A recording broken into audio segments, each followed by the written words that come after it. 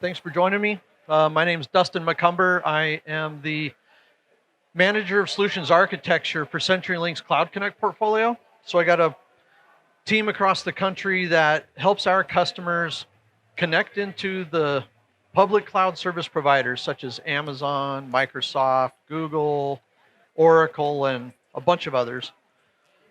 And what our Cloud Connect solutions are is solving problems for our customers as you migrate your workloads and applications into these cloud environments.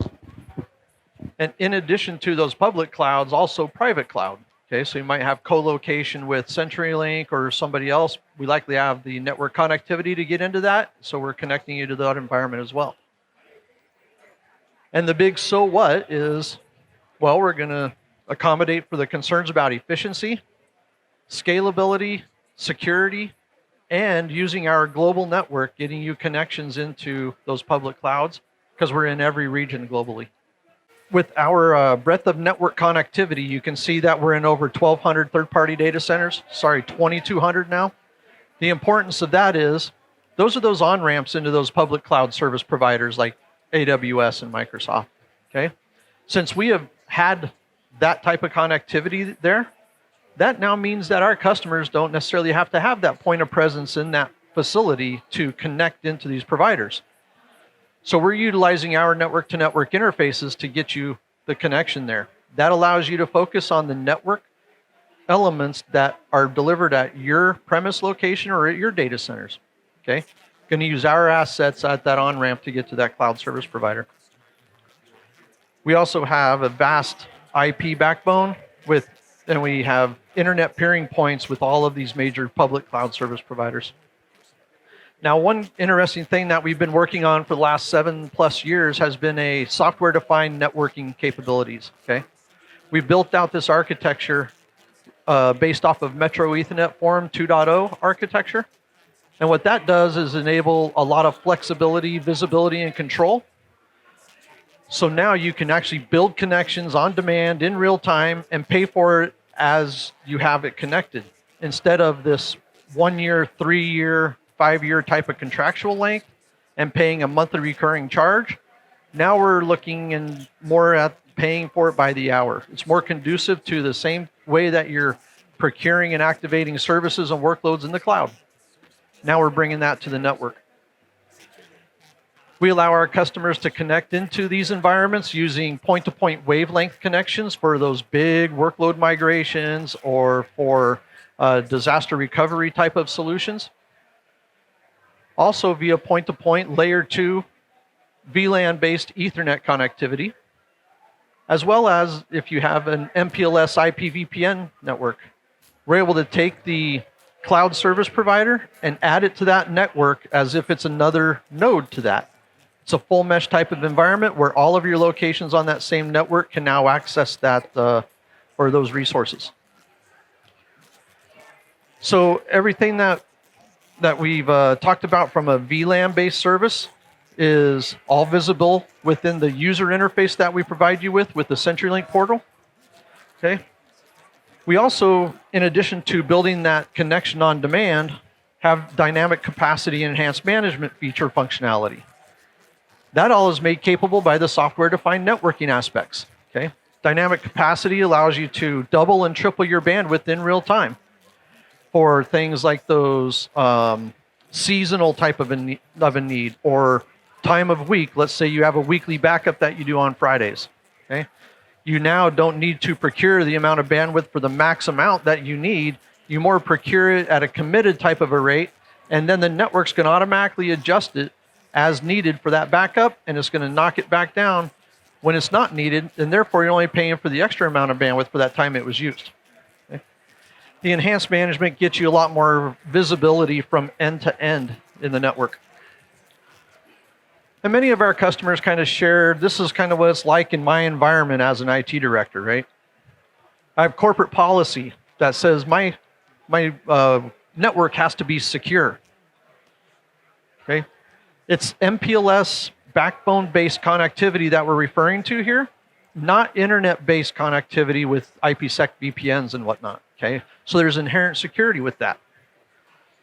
Okay, they say I need visibility and control of the network. That's that enhanced management and the dynamic capacity that I was referring to. Most importantly, they have a need, right? You have a department within your organization says, I need a virtual machine and I needed it yesterday. And I have to go with a secure connection because PCI maybe, or HIPAA or whatnot. Okay, we're able to accommodate that by providing this Ethernet virtual circuit.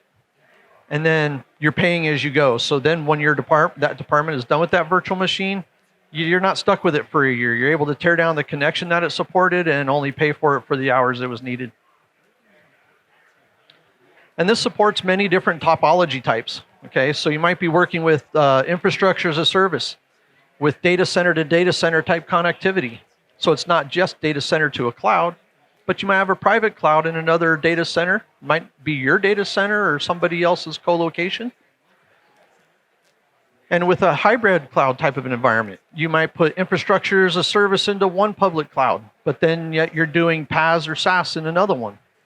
And you might not need that connection for as long as you initially would have anticipated needing it. Would it have been procured, activated by the legacy type of a model of doing such?